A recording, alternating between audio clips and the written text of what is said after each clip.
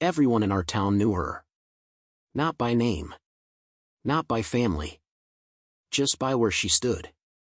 She sold food near the cemetery. Every evening, just before sunset, she set up a small wooden table by the rusted gate. A pot of hot stew.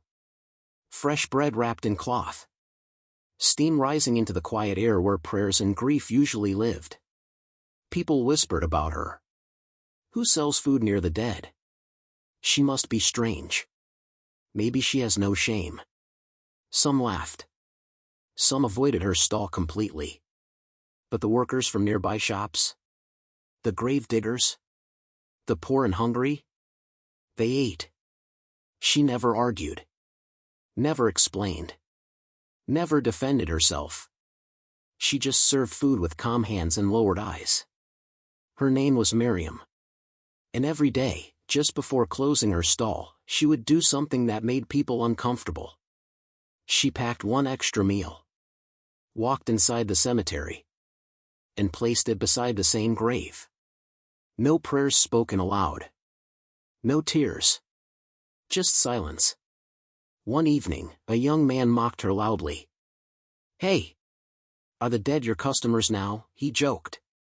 The crowd laughed. Miriam didn't react. She simply looked at him once, not angry, not afraid. Just sad. That night, a storm hit the town. The cemetery gates slammed open. And something happened that would make everyone regret their laughter. Because the next morning, the grave Miriam fed was no longer sealed. And the truth about who she was feeding was about to change everything.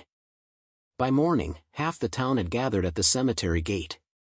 The storm had passed, but the ground was still wet, heavy with the smell of rain and earth.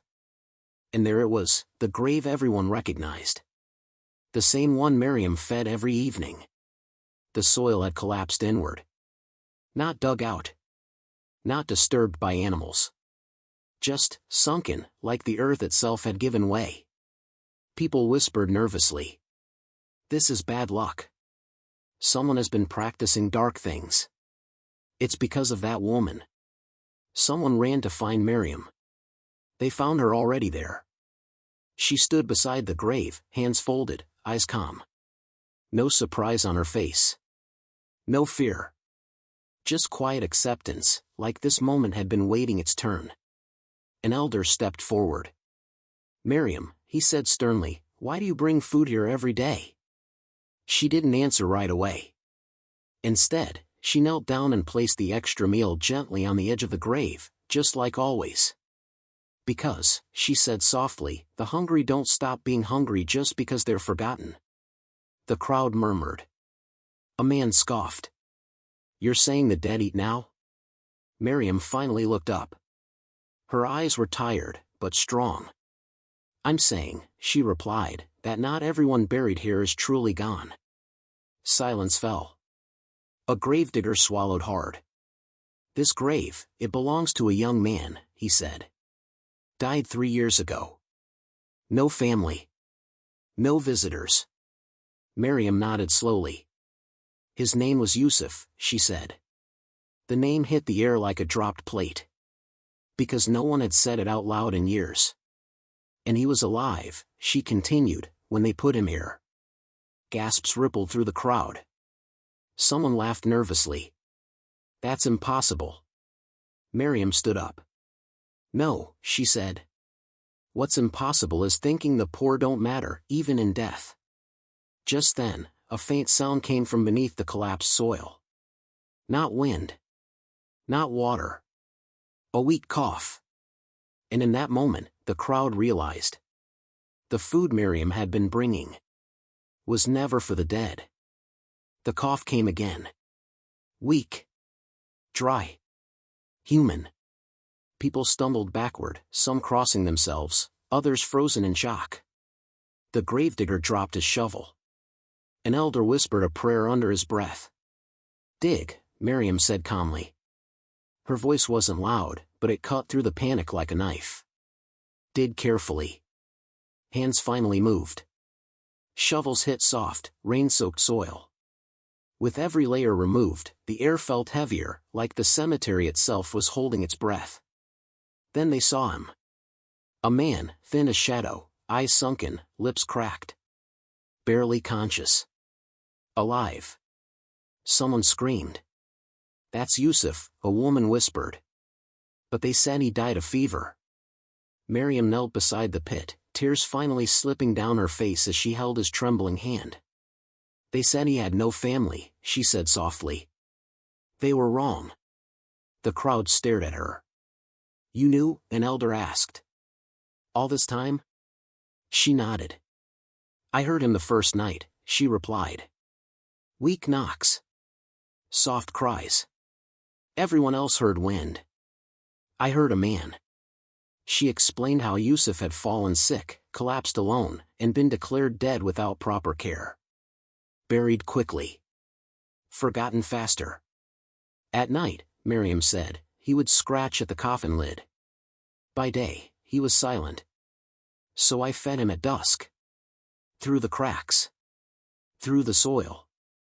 Silence crushed the crowd. The young man who mocked her stepped forward slowly, shame written all over his face. You saved him," he whispered. Miriam shook her head. "I just refused to look away." Yusuf coughed again, eyes fluttering open. He looked at Miriam, and with the last of his strength, he whispered her name. Because she wasn't just a woman selling food near a cemetery. She was the reason a forgotten man was still alive. They carried Yusuf out of the grave on a door torn from its hinges. No one spoke. The same people who once laughed now avoided Miriam's eyes. Shame hung heavier than the damp earth on their clothes. At the clinic, the doctor worked in silence. When he finally turned around, his face had changed. "He should be dead," the doctor said quietly. "By every measure, he shouldn't be here." Miriam sat outside, hands folded, waiting like she always did. An elder approached her slowly. "How did you know?" he asked. "How did you hear him when no one else did?" Miriam didn't answer right away. Instead, she reached into her bag and pulled out a small, worn photograph. It showed two children. A boy and a girl. Standing barefoot. Smiling despite the hunger in their faces. "That's Yusuf," she said, pointing to the boy. "And that's me."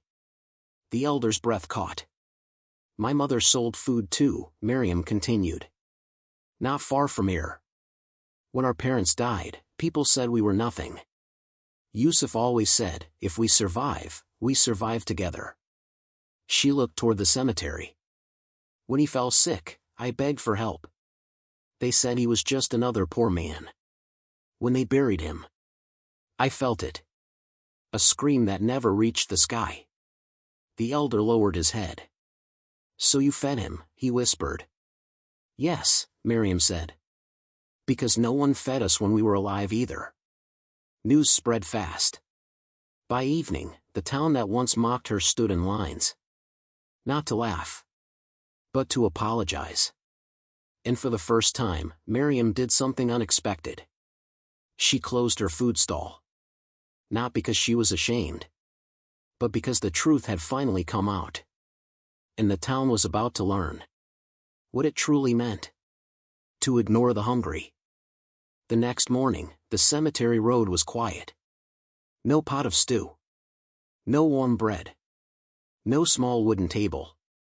People noticed immediately. Workers who depended on Miriam's food stood confused. Grave diggers looked down the road, uneasy. For years, her stall had been part of the landscape, like the graves themselves. An elder went to her house. "Miriam," he said gently, "why have you stopped?" She looked at him calmly. "Because yesterday, the town finally saw hunger. Not the kind in the stomach, but the kind in the heart." Word spread, and soon the square filled. The same people who once mocked her now stood in front of her, heads lowered.